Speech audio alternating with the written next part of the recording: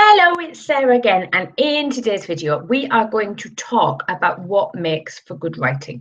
So what is the difference between good writing and bad?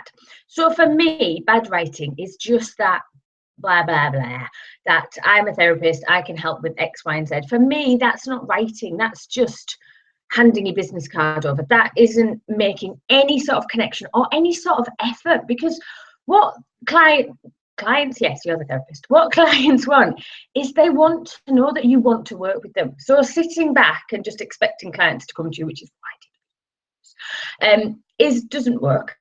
And also this just low level mumbling about what you do doesn't work. And that's not me being rude, that's typically what therapists do. They tell you they can help with X, Y, and Z, and then they wait for you to find the thing that you need help with and to contact them. Now, because there's so many therapists around, because of the way that information is delivered to us these days, which is very quickly, very bite-sized, that's what people expect. They expect the information they want to just be given to them. So that's why those websites where it's just loads of lists of things you treat and help with, they just don't get the traffic anymore, because people don't want to sit and read. They're lazy. Sorry, but people are lazy.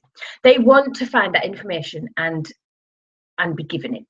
So what makes for good writing is writing that you put your heart and soul into. That's the main thing. The main thing is that you write from your heart. There's no good writing about stuff you're not passionate about, you're not enthusiastic about. It's why I stopped doing stop smoking sessions. It's why I stopped doing weight loss sessions, because for me, I couldn't connect with those people anymore. For me, it all came down to anxiety.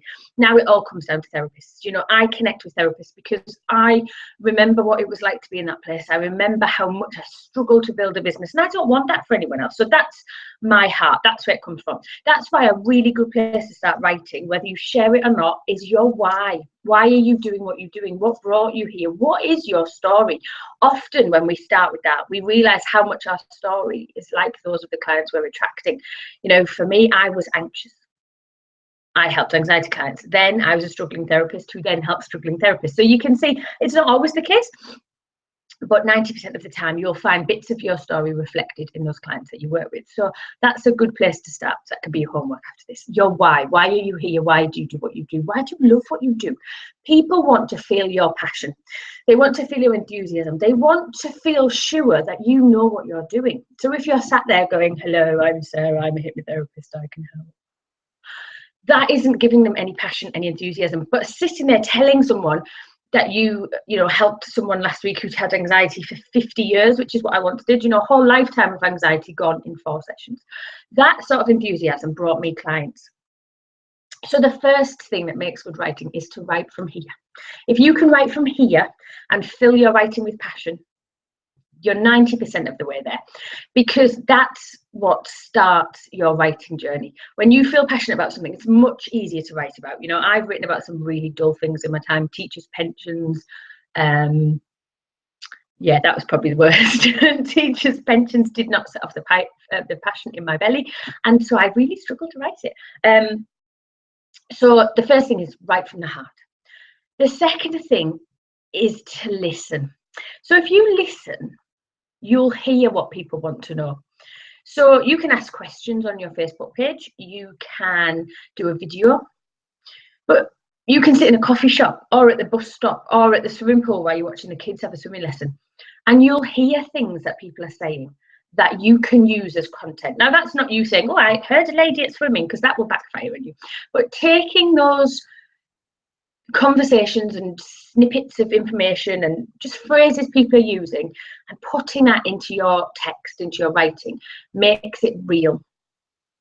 And the minute it's real is when it starts to connect. So I've got on my desk, I've got about 30 notebooks, but the one I've started to use now is this one. This comes everywhere with me. It's got 10 different little coloured bits in, and each one has a different theme. So I've got blog ideas, social media posts. I've just seen them one there, random thoughts of the therapist coach.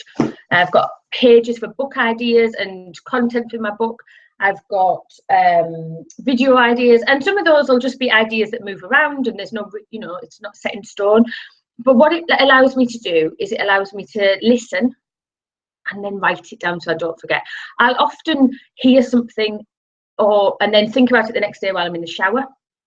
The other day I watched a program, and that program really got me thinking, so I sat and wrote that in my book, and I'll use that as content later down the line. So listening to what's going on around you is absolutely key. Listen to the phrases your clients use, listen to the type of things they're struggling with, and use that as content or ideas for blogs, for social media posts, for videos, although we're doing writing, so not videos, but your blogs, your newsletters. The people that you're working with will give you what you need. All you have to do is listen. And sometimes you have to ask, sometimes you have to, put a post out on social media. How can I help? What are you struggling with? What is the one thing you wish you knew that you didn't know already? Stuff like that really gets people thinking. Well, I remember someone that I use it all the time still once said to me she felt like a swan. Her anxiety was so bad that on top of the water she was smooth and graceful and nobody knew, and underneath she was paddling so fast that she actually thought she was going to drown. So that, for me, I use that loads, but that sort of gem of a conversation is the stuff that you can then write about. You can talk about how you were at the park and you were watching the swans and you realised that being a swan's quite like being anxious. You could talk about that fat pigeon who couldn't take off, or there is literally content everywhere around you. When you go to the supermarket, when you're talking to the kids, my kids are little gems for blog content. I'm sure they'll thank me for it one day. When you're out with friends, when you're out for a walk with a dog and you see something in nature, all of that can be used. So what you need to do is listen, and that's what makes a good writer. So I've got a little post-it note here because I do go off on a tangent. You need to make sure your writing is content rich. So why that I'm Sarah and I'm a hypnotherapist doesn't work if there's no content, and it passes people by. It sounds like blah blah blah, and it doesn't give me anything. What you want people to feel when they read your stuff, whether it's a Facebook post or a blog or a newsletter, is that they've learned something from it, they've got something from it, they've got something takeaway from it. And that might be something tiny, like they learn that you like tea and not coffee. It might be something massive that you give them a breathing technique that they can use, or it might be that you talk about journaling to deal with your feelings, or keep a food diary. What content can people take out of it? Now, often, especially on social media, there's a lot of noise because Facebook algorithms, which is the magic behind Facebook, likes it when you post a lot. So Facebook suggests to get seen, and that's called your organic reach, if you've not heard of that before. And you can see it on the bottom of each post, the number of people that Facebook shows your post to. The more people that see it and like it, the more people they show it to. That's how it works. But in order to get seen on Facebook, you need to be posting 4 times a day. Now, people often gasp at that. No, oh my God, what? But actually, if you're not posting 4 times a day, your stuff isn't getting seen, and you'll see that from that reach number. But also, people then vomit out content. I've got to post 4 times a day. I've got to post 4 times a day. It's all too much. It's all too hard. So they just blurt stuff out. And actually, what you need to do is sometimes sit back and think, what are people getting from this? What is the value that I'm giving them? How am I showing them that they want to work with me because I'm literally giving this stuff away? So what will they get when they work with me? You are constantly building relationships. You're constantly building this know, like, and trust factor. The more content in your posts, in your writing, the more you're building that know, like, and trust factor. So have a think about what you're putting in it. And if you're panicking about 4 times a day, drop me a little email and we'll have a little chat. But you will get seen more, but it has to be content rich. And you can share things like blog posts, videos, memes, which I'm going to show you how to do, the pictures with the little words on, inspirational quotes, motivation, testimonials, questions. Are you a tea or coffee drinker? That will get you lots of interaction. That will help Facebook show your post to more people. That improves your business, all by writing a simple question. Make people want to read more. So especially in newsletters and blogs, this is referring to, and I'm going to show you how to do it in both. But there's nothing worse than an email that's got the title, click here if you want to get rid of your anxiety, or I can help, or a blog that just starts, do you know that 50% of the population has anxiety? I use anxiety as an example because it's what I wrote about for so long, but you could use that for anything. So if it's a very statistic blog, people aren't going to want to read more. And it's always better to have a little read more button on your blog. I can pop a little link in when you've got a WordPress website. I'll put a little video of how to do that. So people want to read more. But the idea is that you want people to be interested. So in the example section, I'm going to put you in a list of titles that work. Things like, why do I bother? I can't believe that this happened to me. You never guess what she said. We're breaking up. You know, and that makes people think, ooh, I want to read that. I want to know what's, because people are nosy. Like deep down, we're all a bit nosy. We all want to know what's going on. So having things that make people want to click to read more is better for your business. If they're opening your newsletter because of a good title, they're much more likely to read the content. If you put a blog in your newsletter, then you're sending traffic to your website, which is great for lots of different reasons. Again, a whole other course. You are getting people to engage in your stuff and want to know more, which means they're more likely to read it again next time. So enticement is very, very important in growing your therapy business. I'm going to show you how to do it on story. Lessons. Oh yeah, sometimes I don't know what I've written. Lessons.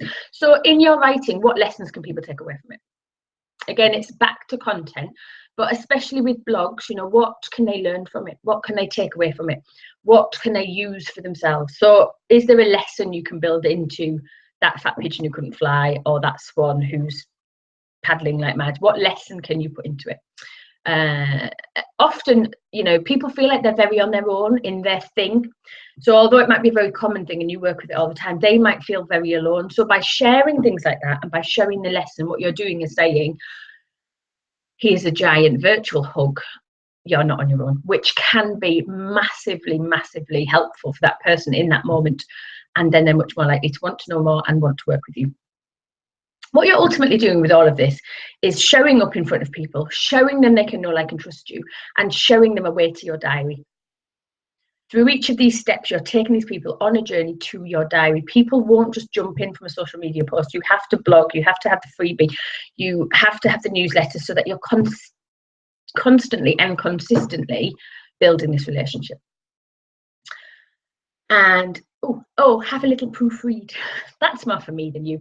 I am terrible. I cannot proofread my own stuff. I can't see it. It doesn't matter how many times I look at it. I even have glasses now to read and see the screen, and I still cannot see my mistakes. My grammar's probably terrible. I do put my apostrophes in the right place, and I do get my theirs right. But other than that, I'm terrible. So I will always proofread it, click publish or click send, and then 2 seconds later, they'll like ping up like with bright lights, and I can see all of them, but by which point it's already gone. I mean, the blogs you can can't, but the newsletters, I can't change, sorry about that. But then I just accept that as me, as part of my quirks and my charm. So have a little proofread, but don't get hung up on that grammar stuff, because they'll always be the grammar police and they'll pick on anything. So yeah, just ignore them. And then images. So as part of writing, images are really, really important. Sorry, I looked a bit panicked then because I didn't think I was recording and I've been talking for ages.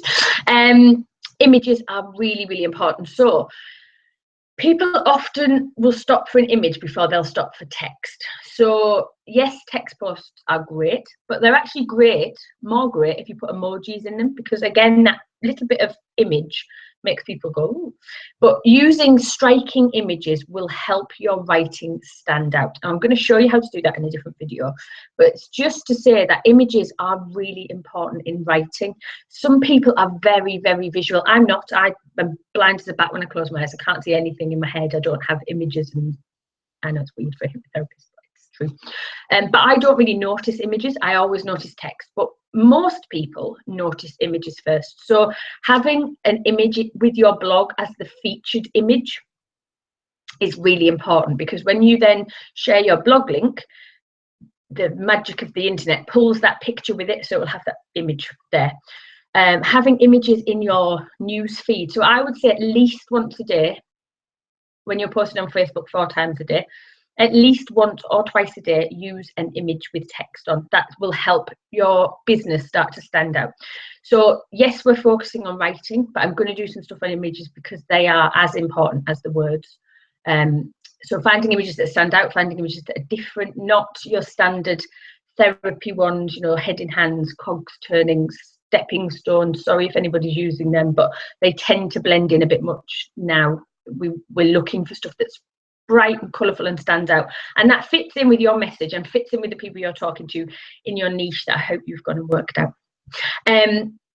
So that is what makes good writing. It isn't about being grammatically correct. It's not about being stuffy. It's not about being an author.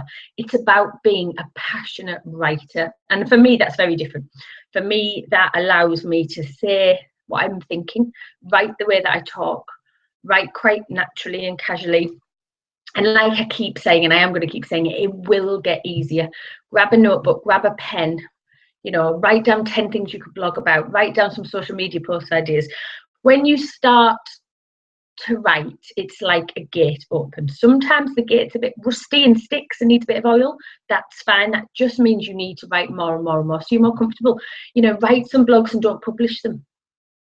You know, when I'm working with therapists and they want to do videos, I often suggest that they go off and do 10 videos in a day. Never show anyone, but by the time they get to the 10th, they're like, oh, I can do this now, it's fine.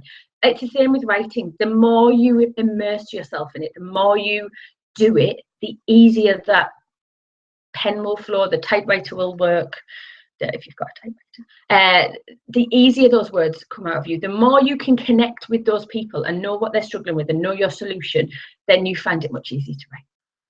So I hope you've enjoyed this video. I'll see you again soon. Bye for now.